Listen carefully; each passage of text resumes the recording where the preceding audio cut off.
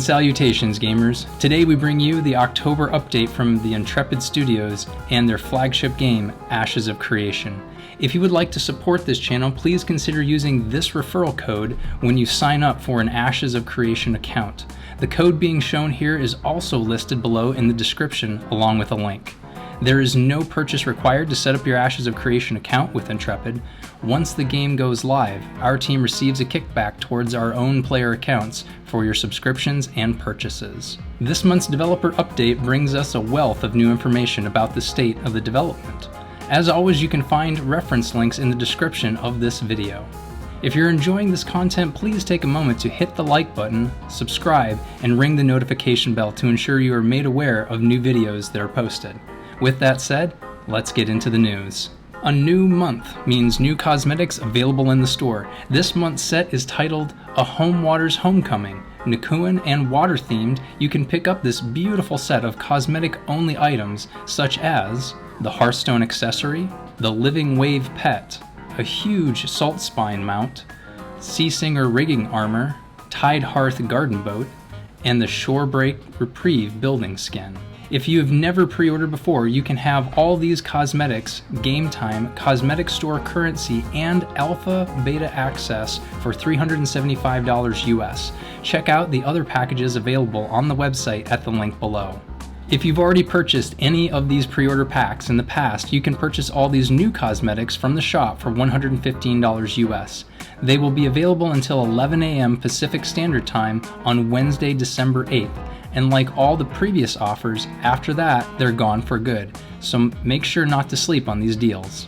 Margaret Crone, the community marketing lead, started the stream off with some reminders, and at the top was their 24-hour Extra Life live stream, which is slated for Saturday, November 6th at 10 a.m. Pacific Standard Time, running a full 24 hours until Sunday, November 7th at 10 a.m. Pacific Standard Time.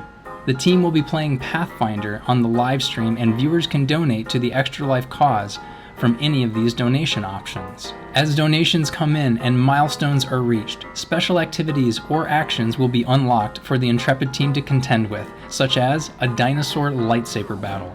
It was noted that donations are welcomed ahead of time and do apply to the unlock levels. You can find the Twitch link below. The 6 winners of the annual Glorious GOURD contest have been announced and posted on the official website. Some truly amazing designs for both digital and real pumpkins in the various categories. Be sure to check out all the winners. On the web side of things, more SSO, 2FA, and account security updates are on the way. Margaret conveyed many thanks from her, Stephen, and the whole team for all the community feedback from the last developer discussion around character inspection. There were many well thought out perspectives being considered by the Ashes team. The next developer discussion is on the topic of user interface. Until now, Ashes of Creation has shown in-game footage of a very basic bare-bones UI, and this is the community's opportunity to help guide the development process of what will ultimately be the final in-game user interface. Last month's guild gathering was around guild management tools, and Margaret said there was a ton of great feedback from the community around what functions were desired for a guild leader or officer. The dev team had quite a few extra options they plan to add as well. This month's guild gathering will feature a discussion around guild versus guild politics. The Ashes team is eager to hear your thoughts on the topic as they continue to craft the game around guild interactions in the world of Vera. For this month's studio update, Stephen Sharif, the creative director, spoke about the team completing retrospectives and review processes. They completed research and iteration and were now firmly moving into implementation for core features for the Alpha 2. For their physical space, all the furniture has been moved into the building, and nearly all employees are now in studio and working away. Hiring has been going really well, and Steven specifically mentioned that there have been lots of people applying who are very excited about the project. He went on to say that the internal recruiters were hard at work getting people onboarded and moved to where they need to be. On the design and engineering side, all the technical debt from Alpha 1 has been shored up, and they are moving on to the exciting aspects of feature development. Stephen is very pleased with the team's progress. Margaret added that they are focused on keeping spirits high as everyone transitions back into the office, with new hires coming on board and people moving into town for their new positions. Margaret showed a video of a new mount with various colors, and it came with a precursor from Stephen. While they wanted to continue showing the community more of the progress they have made on the game, right now in this post-Alpha 1 space, many things are being torn apart in the engine build to be iterated on, along with new features being developed. However, new things are moving forward from a design elements perspective, such as more animal husbandry and new mounts, which this video showcases. Steven went on to say that they desire to keep content flowing, but in this interstitial space between Alpha 1 and Alpha 2, there will be less than normal. What you're seeing here is the Dawnbreaker mount with a few different color variations, mostly in the wings, but sometimes with eye, fur, and pattern variations. This is meant to showcase the variety available in the animal husbandry system. One of the most interesting elements of this video, however, was that it showed flying inside an enclosed area, something not common to other MMOs. They also showed off the plumed halberdier, a large two-legged bird mount with a halberd head attached to its beak. Margaret listed off a few things being worked on by the engineering team. Their list of initiatives through December include supporting world building, optimizing blueprint scripts to code, code system cleanup, player character movement system revamp, which she mentioned the community won't see this one for a while yet, a new advanced AI system, upscaling game network capacity, new combat and ability systems applied to NPCs, and improved player NPC movement performance. Steven followed that up by saying that it takes time to implement new features, and he really appreciates the community's patience on this topic, especially given the content lull he described earlier. Much is being worked on for the Alpha 2, but what they wanted to showcase today was the subtle updates like eyes, fur, wings, and other animal husbandry options that will be unique to that profession. He was careful to reiterate that flying mounts are restricted to people with higher level titles such as mayors of towns and kings or queens of castles. However, non-royal mounts will still be able to glide, and that gliding ability can be developed. Steven further mentioned the great progress they made going through player feedback, identifying changes they wanted to make for Alpha 2 systems and mechanics. While Alpha 1 may have been a poor technical stand-up, it yielded a wealth of great information. Moving on to the environment art update, Margaret showed another video with new assets from the Empyrean group, such as candles, table settings, a long table, wagons, boats, and paintings. Node research and development is ongoing, specifically for node levels, showcasing stages of progress such as a town into a metropolis. The team is evaluating what those transitions look like, how much space is needed, what each race will look like, and where buildings and paths are placed. This is all being done to evaluate how each node develops. The Vera map is being built out for paths and remaining biomes. Properties for the Veilun and Renkai are being added. They are building out the camp through village stages of nodes, creating modular building sets for the Veilun and Renkai. Steven then jumped in to speak to the team's desire to create an immensely immersive environment through high levels of detail, and that the team continues to make significant strides in the visual fidelity of all aspects of the game. He went on to say that their belief is that a diverse ecosphere of props and village node advancement will lend itself to the fun and immersion aspect as well. As the minute details are added and come to life, a deeper immersion is created.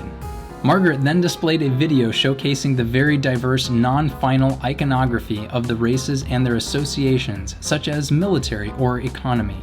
They also revealed some of the applications for the iconography, such as flags, banners, and other assets they could be applied to. A special note that more of this reveal is available if their Extra Life donation goals are met. Continuing on with the environment theme, Margaret spoke to the ongoing dynamic dungeon system planning. Steven mentioned that on the dungeon front, dungeons will be ever-changing and reflected by node stages. As an example, spawn populations may change, corridors may open, new traps could appear in random locations. All of this in service to keeping the content fresh. The objective of the dungeon team is to identify technologies and develop technologies in-house to create a more eclectic atmosphere in the dungeon areas. Margaret went on to say that they are also working on a construction and destruction pipeline, and they plan to show videos of this content in the coming months, along with world lighting improvements. We were then treated to the new Terrapin tortoise mount, with a tree growing on top of its shell. This video was produced to showcase how the subtleties of the various assets in-game and even mounts will be affected by the weather, environment, seasons, and time of day. Effects, complementary colors, flowers, and the like will all be part of the team's direction for creating immersiveness. Steven said that as mount rarity and breeding skill increases, the interactions with environmental elements will also scale. Another example was discussed about different types of birds in the trees as the seasons change. Margaret showed an interesting prop tech tool created by the environment team which auto-populates randomized objects on tables and even shuffles them around, a process Margaret affectionately called clutter. This feature is meant to aid the designers and is not currently intended for player use in the game, though it's not completely outside the realm of possibility.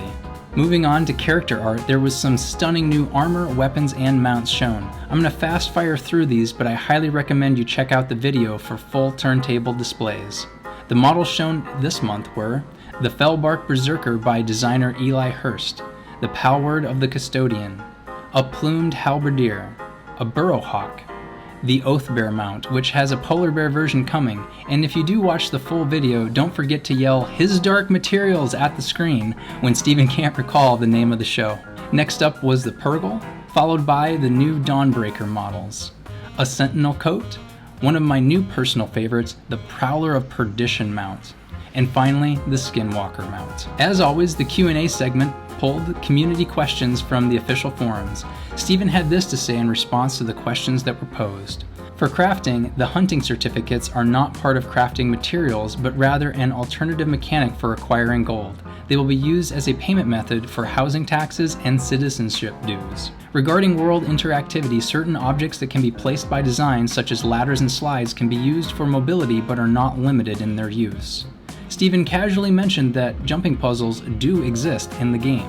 Consumables are meant to be temporary, and only in exceptionally high-grade scenarios will consumable buffs persist through death. It is unknown at this time how exploration will work as it relates to map making, cartography, and alternate characters. Regarding lessons learned from development and watching other MMOs, it is clear that outside influences can push release dates, which is dangerous. Games need time to sit and polish and bug fix phases prior to release.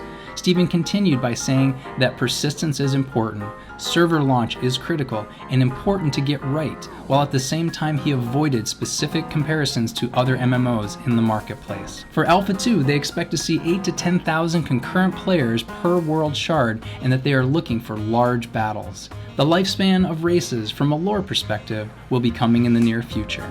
Regarding projectiles, Ashes of Creation will employ capsules to address the matter of how trajectory targeting works in the game, and this will be addressed more so in the future. Weapon and utility placement on ships will occur during the build phase so that elections must be made at the time of construction. Furniture will not have limited use nor any limited use abilities. Upon destruction of a freehold, everything will be sent back to the blueprint.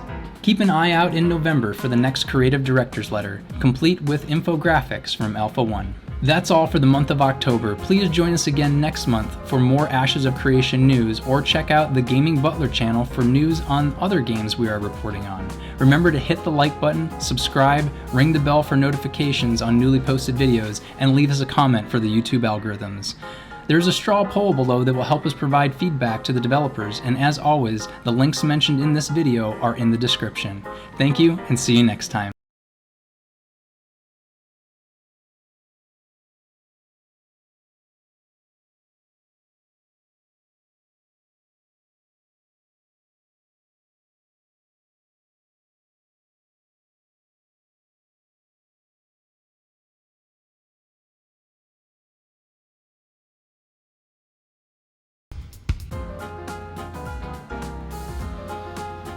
We're gonna get it. I believe in me. Just struggling today. I'm on the struggle bus, clearly. Let's redo.